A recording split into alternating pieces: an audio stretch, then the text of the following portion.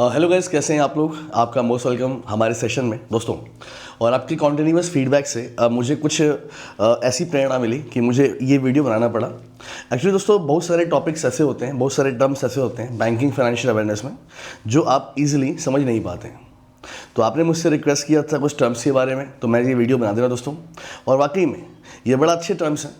आप इंटरव्यू में जाएंगे तो इंटरव्यू में आपसे हमेशा क्वेश्चन पूछे जाते हैं, आपके एग्ज़ाम में क्वेश्चन बनते हैं। तो ध्यान से वीडियो को देखिएगा ताकि हम आपको कुछ एक्स्ट्रा और कुछ अलग इन्फॉर्मेशन दे पाएँ दोस्तों।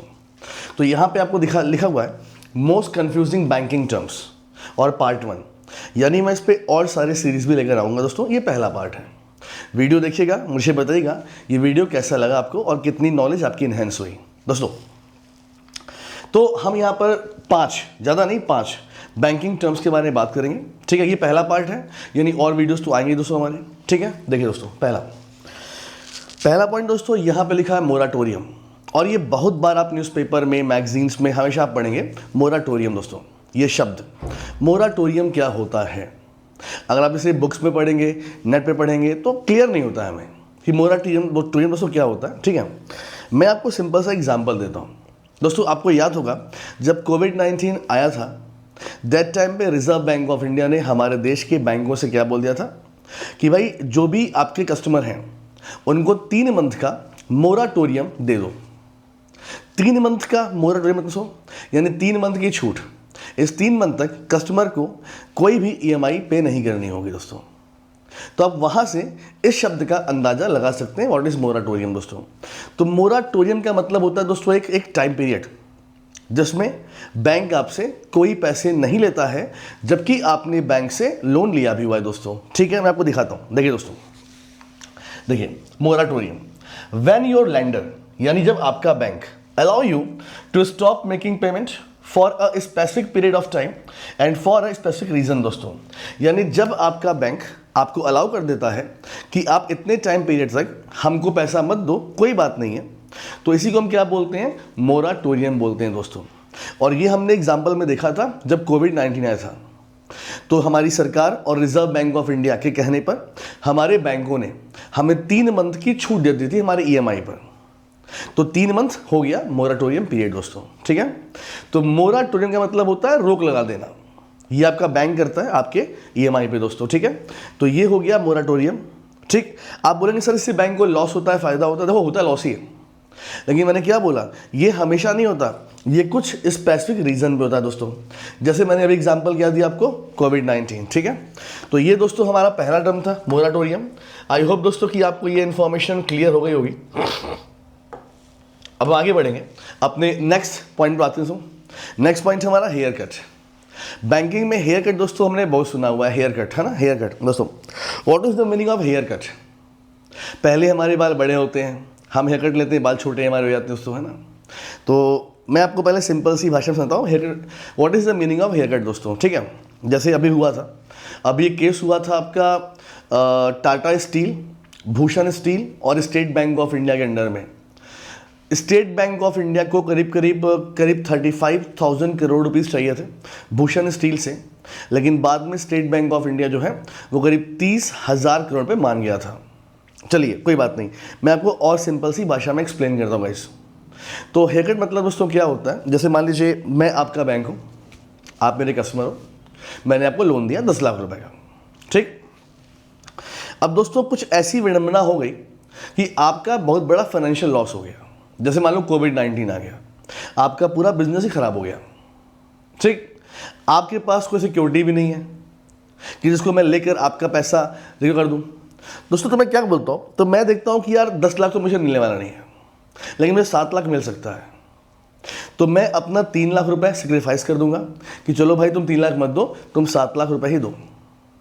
तो बैंक ये जानबूझ से करता है, क्योंकि बैंक को पता होता है कि उसे पूरी इन्फॉर्मेशन नहीं मिलनी है, तो वो करता है हेयर कट, मतलब कुछ पैसों का वो कर देता है सेक्रीफाइस। फॉर एग्जाम्पल देखिए दोस्तों, यहाँ पे देखिए हेयर कट क्या होता है बैंकिंग में।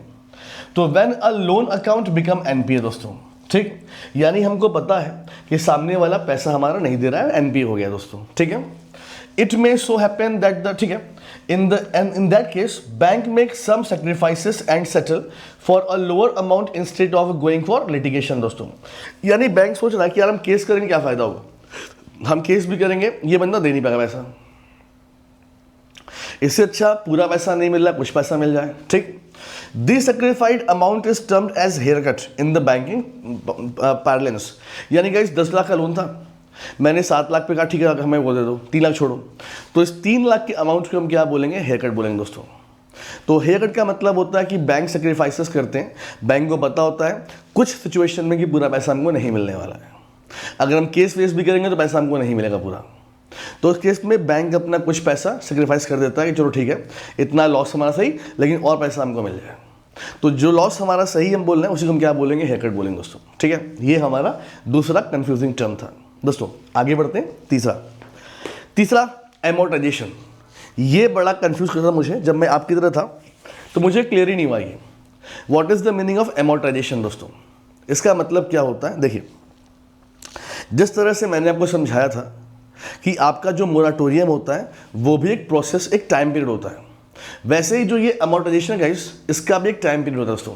इसका मतलब क्या है, देखिए बहुत सिंपल सा एग्जांपल दोस्तों, जैसे मान लीजिए आप हैं दोस्तों, आप किसी बैंक के पास गए, ठीक है, और आपने बैंक से मान लो दोस्तों 10 लाख रुपए का आपने लोन लिया दोस्तों, ठीक है।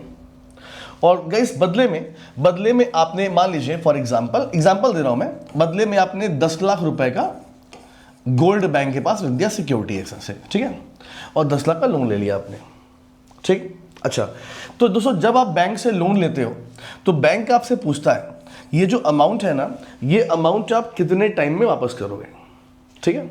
दोस्तों आपने क्या बोला कि हम 10 महीने में आपका पैसा वापस कर देंगे।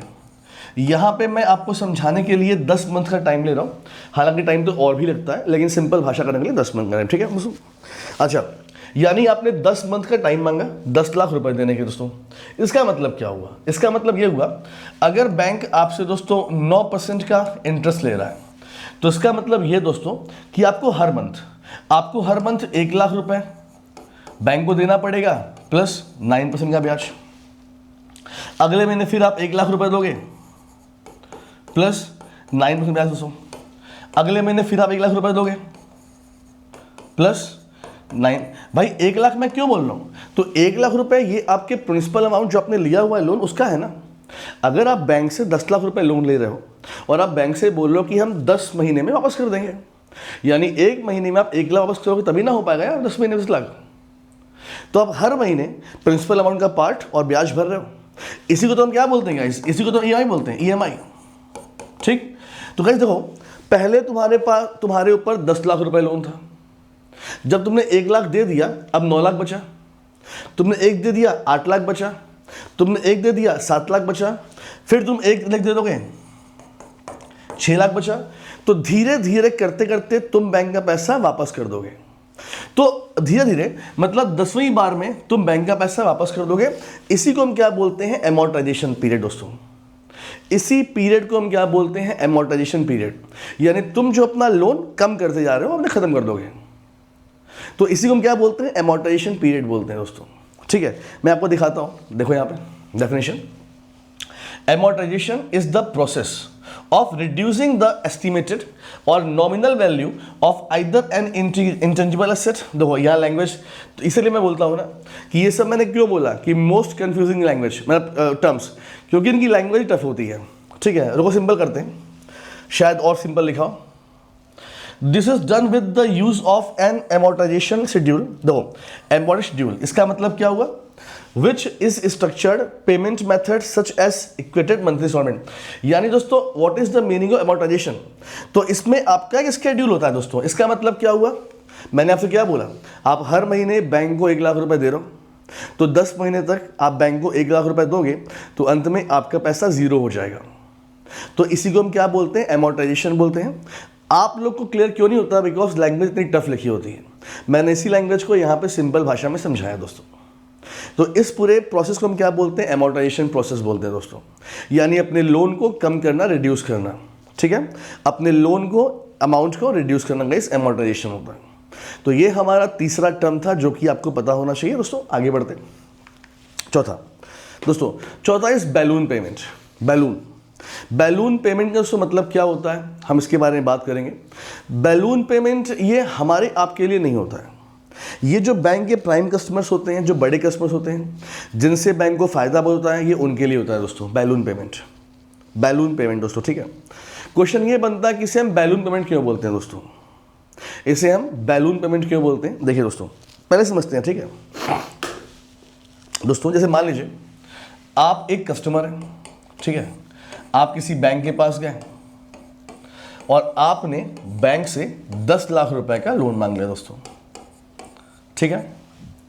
तो बैंक आपसे पूछेगा कि ठीक है 10 लाख हम दे देंगे, लेकिन तुम कितने टाइम पीरियड में ये पैसा हमारा वापस करोगे, ठीक है।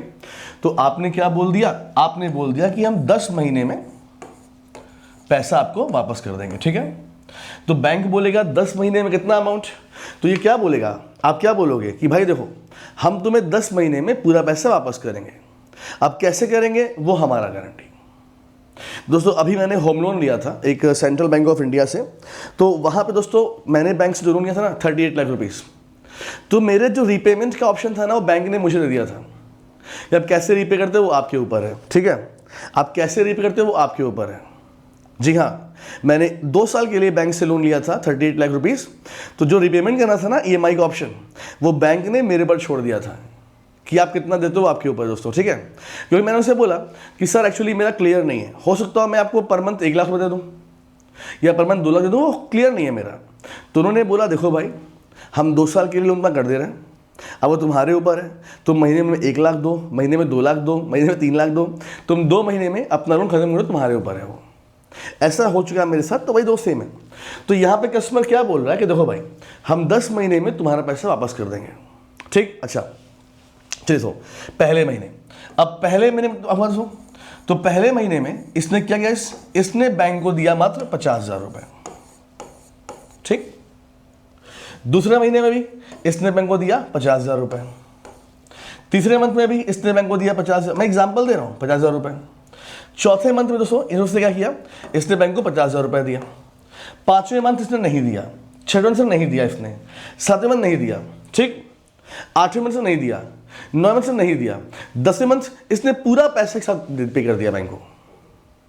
मेरी बात समझना, बैलून पेमेंट का मतलब क्या होता है कि आप इनिशियल जो देते हो बैंक को पैसा वो कम देते हो और फिर आप एक साथ पूरा पैसा देकर अपना लोन खत्म कर देते हो। देखो यहाँ पे दिखाता हूं मैं, देखो A balloon payment is the final amount due on a loan that is structured as a series of small monthly payment। यानी आपने बैंक से पैसा लिया, लेकिन जब आप बैंक को ईएमआई दे रहे हो ना, तो स्टार्टिंग में आप छोटे छोटे अमाउंट दे रहे हो, क्योंकि आप पहले ही बैंक से बोल चुके होते हो कि यार देखो भाई हम इतने टाइम में तुम्हारा पैसा वापस कर देंगे। अब वो मेरे ऊपर है, मैं पर मंथ तुम्हें कितना दूंगा दोस्तों, ठीक है। फिर देखो small monthly payment followed by a single much larger sum at the end of the loan period. दोस्तों फिर क्या बोला गया कि हमने आपको स्टार्टिंग में छोटा छोटा अमाउंट दिया, नहीं दिया, दिया नहीं दिया, डजंट मैटर। अब 10वां महीना आ गया, जो हमने आपसे प्रॉमिस किया था कि आपका पैसा हम 10 मंथ पूरा कर देंगे, मैंने 10वें मंथ में पूरा पैसा एक साथ आपको वापस कर दिया। तो बैंक इस पर मुझे कोई पेनाल्टी नहीं लगाता है, ये बैंक को हम पहले ही बोले होते हैं। तो बैंक जानता है कि ये हमारा प्राइम कस्टमर है, ये हमारा पैसा वापस कर ही देगा, तो बैंक बोलता है ठीक है कोई बात नहीं, तो बैंक को तो फायदा ही है। तो बैंक का 10 महीने का पैसा 10 महीने मिल जा रहा है दोस्तों। तो जो सिंगल पेमेंट हम एक साथ करते हैं, बड़ा अमाउंट, उसी को हम क्या बोलते हैं, बैलून पेमेंट बोलते हैं दोस्तों, ठीक है। याद रखिएगा इसे, बैलून पेमेंट, ठीक। आगे बढ़ते हैं गाइस, आगे बढ़ते हैं, नेक्स्ट पॉइंट देखिए। Next point is checking account दोस्तों। अब ये चेकिंग अकाउंट दोस्तों क्या होता है इसके बारे में बात करते हैं दोस्तों। देखो अब दोस्तों मैंने आपको करंट अकाउंट पढ़ाया और मैंने आपको सेविंग अकाउंट दोस्तों पढ़ाया है, ठीक है। Current account and saving account दोस्तों, इन दोनों में डिफरेंस क्या होता है।